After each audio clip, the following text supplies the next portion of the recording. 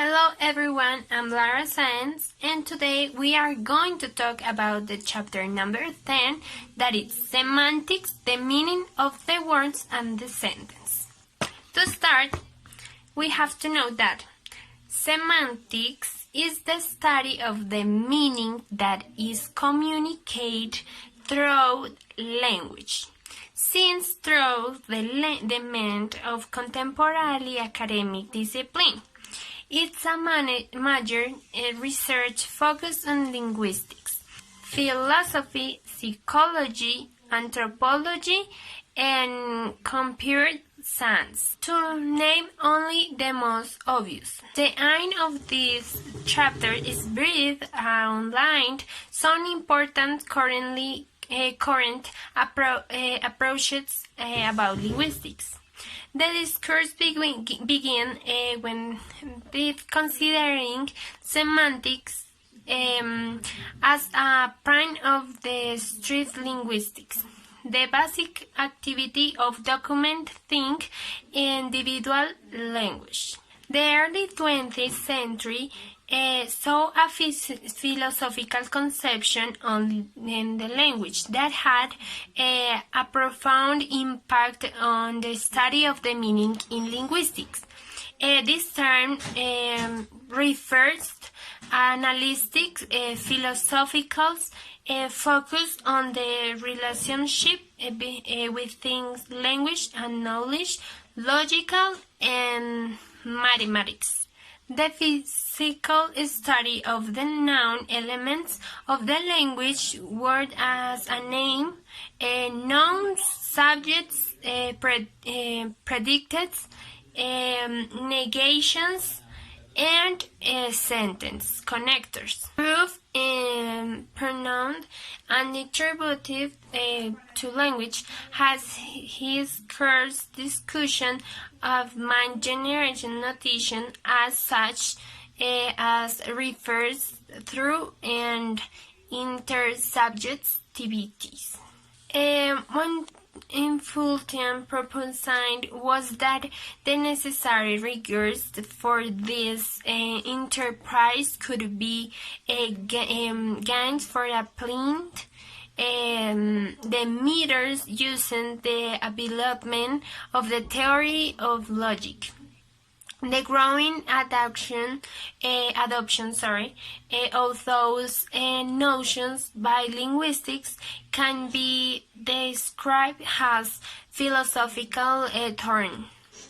There are some that relate ideas that philosophy of language that has been important in linguistic semantics.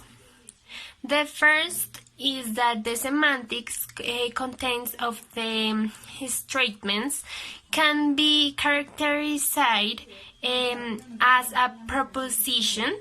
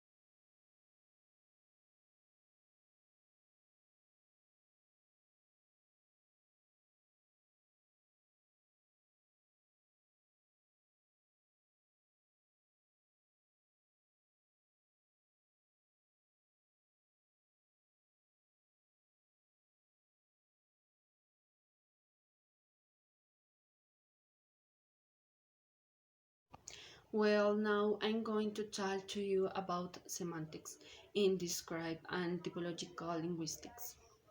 Okay, we can openly the term describe linguistics for the purpose of the present discussion to the activities of linguists who write grammar of language and in particular attempt comprehensive coverage of a single language.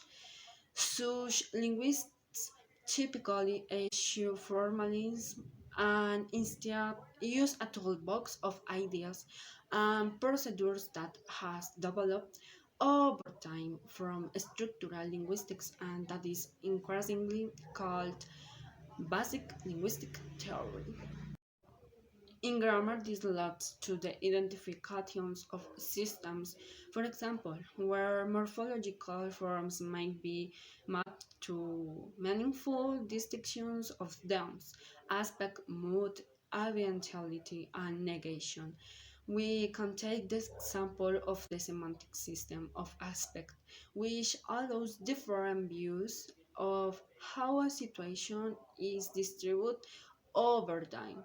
Aspect allows speakers to view an event in various ways. For example, as complete or incomplete, or as something repeat over a period.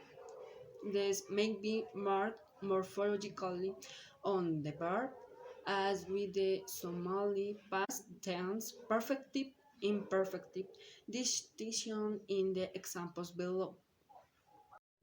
Another example is in Hausa, however, such distinctions are marked by preverbal cutters of particulates as below. Okay, another example shows us that aspect is distinct from dance since the same aspect is compatible with various positions in time. In descriptive approach, the semantics of aspect is described in relation to its formal relation and the place of that relation in the grammatical description.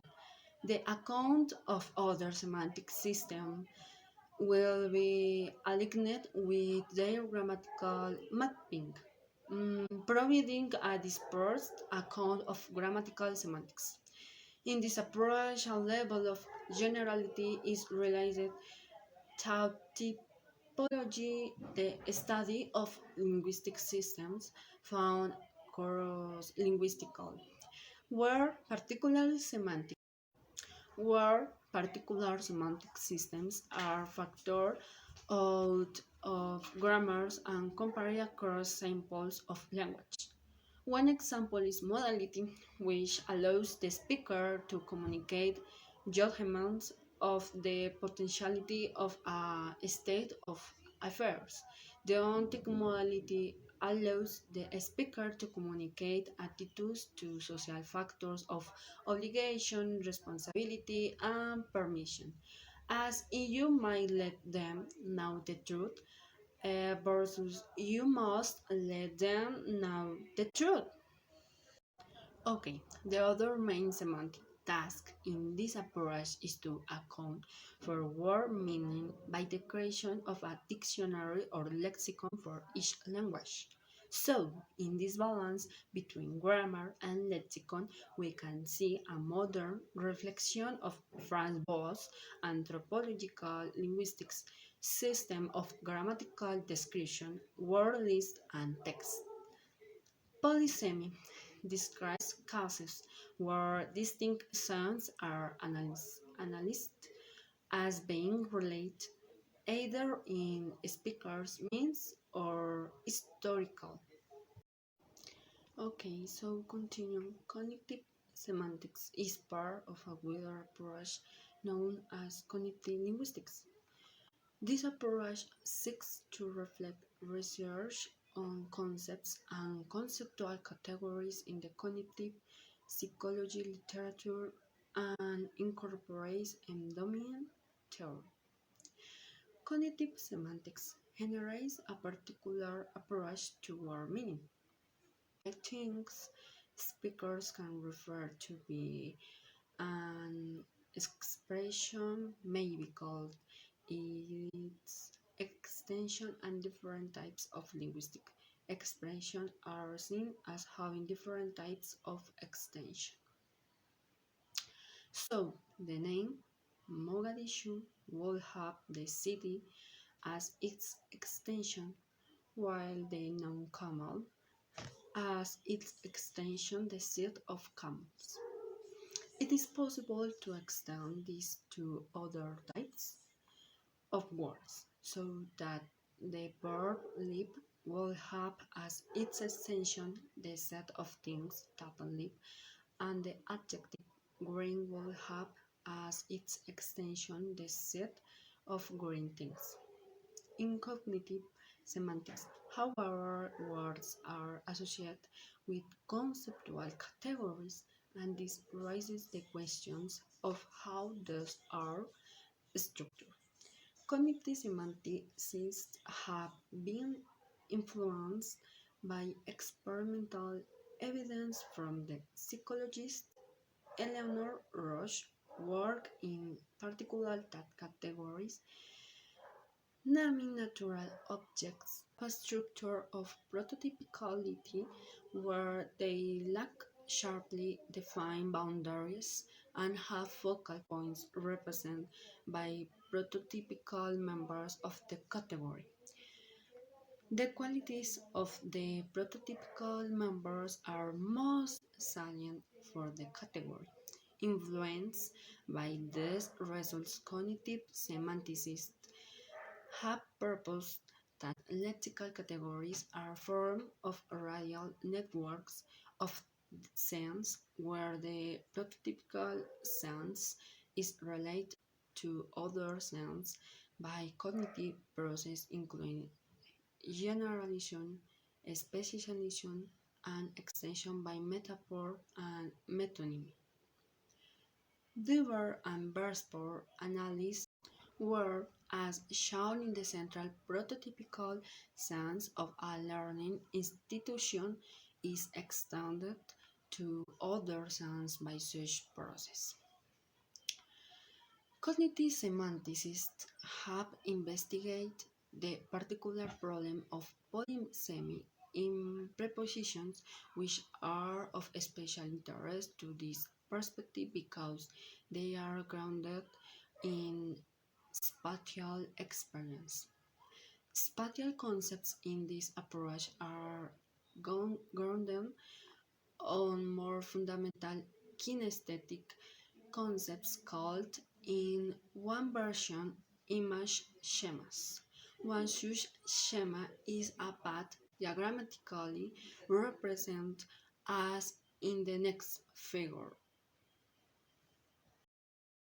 Thus, an implication is that the further along the path an entity is, the more time has elapsed. Image schemas are incorporated into spatial concepts that are involved in prepositions. Polysemy is characteristic of preposition, so that for English over, for example, within a range of sounds which we can paraphrase. The cognitive semantics literature provides image topological models of those. For example, the composite image schema below. This means that the plane flew over the tornado zone, which is in the side of lack of.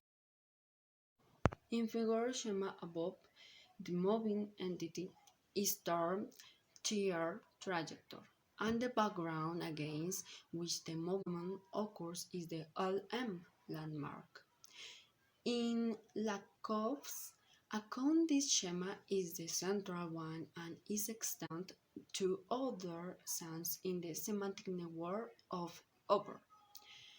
Other sounds include transfer, as in they hand over their weapons, and metaphorical extensions, as in she has a strange power over him, where physical elevation is associated with power. Cognitive semanticists have sought to distinguish and relate sense within a semantic network and have represent this in a number of ways, including network diagrams where multiple senses are distributed in a network around prototypical sense. The architecture of the network depends on arguments about the interrelatedness of the sense. Tyler and Evans discuss some principles for identifying and classifying sense and give detailed networks for English prepositions. The approach we have discussed, along with most others, have increasingly had to take account of the growth of pragmatics. At the level of word meaning, the issue is how to balance a notion of conventional meaning against the contextual process of selection or accommodating to the specific sense intended by the speaker. It has always been clear that deistic elements like pronouns, demonstratives, and temporal and spatial adverbs rely for their interpretation on contextual information. These are a few examples of the extent to which semantic form under specific demanding gained by herders. Okay, then my partners Laura and Mauricio are going to tell you about lexical semantics today. Lexical semantics. This is a study of what words mean as open class words, adjectives, verbs, nouns, is independent of formal semantics. Formal semantics is the study of language. There are different types of lexical meaning, like computation linguistics and compositional semantics. Restriction and types of selection of an expression belongs to the type of expression denoted by the expression with which it must be combined. Semantic approach set of lexical entries complete with a set of maps of a lexical meaning to other pragmatic approach to the study of language in its context of production. There are several types of theories. One approach is change the predication relationships between the predicate and the argument. The meaning of the argument does not change, and the meaning of the predicate doesn't change either. What changes is how it's combined. To date, the work on the automatic acquisitions of semantics is mainly occupied with words that goes beyond the meaning of individual words, that is, in the compositions of words in larger semantic units. In conclusion, the lexical semantics had great advance since the 21st century as computational advance in a way that provides wide segments of coverage, meaning informal semantics has also had advance such as contextual sensitivity and ambiguity. Okay, so good morning, everyone. My name is Mauricio from Foreign Languages and English teacher. So today I'm going to present some information about the topic that the teacher assigned to us. That was lexical semantics. So lexical semantics has become at the beginning of the 21st century an exciting field. So as you can see in the text, there is a chapter, there is a few pages related about that. So and explain about how the semantics evolve and how is impact to the linguistics.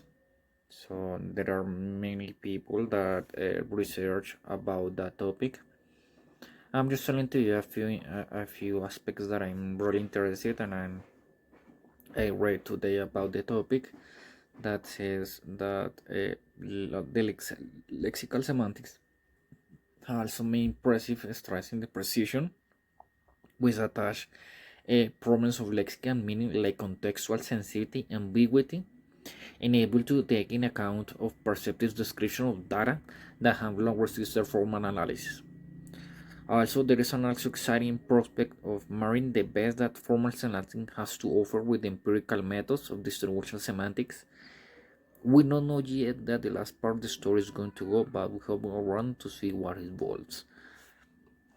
As you can see, also there are many problems. There are 4 or 5 problems about the semantics, how to identify, and also the semantics research and information about the how would the words make sense, and also how a sentence makes sense when you make the subject, the verb, and the complement.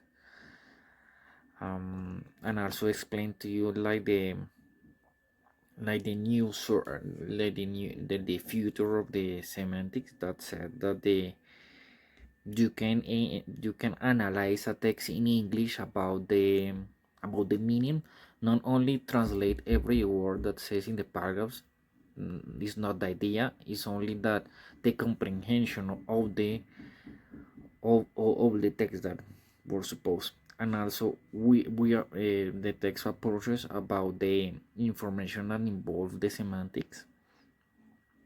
Also they explain to you like many theories and many people from for example from field like maths and philosophers apply this information to make like a sentence. The point of view of maths, they can materialize and explain to you what is the common sense of the words. Through the philosophers, explain to you about how is the thought about these words. But it's really interesting that you can make it on a different points of view, that like the philosophers, like the maths, and also from the linguistics, explain to you about this topic.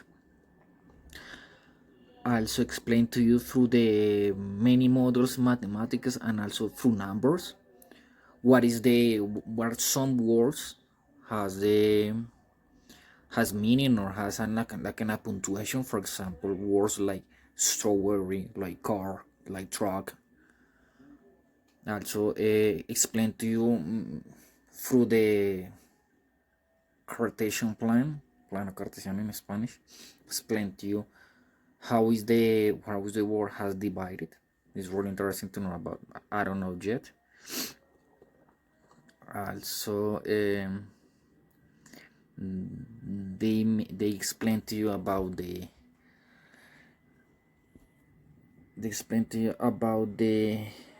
distribution for these words, when you want to analyze a text. And also they explain to you in a very few words how to do the process, and you have to find the ability to find this word makes sense in a text.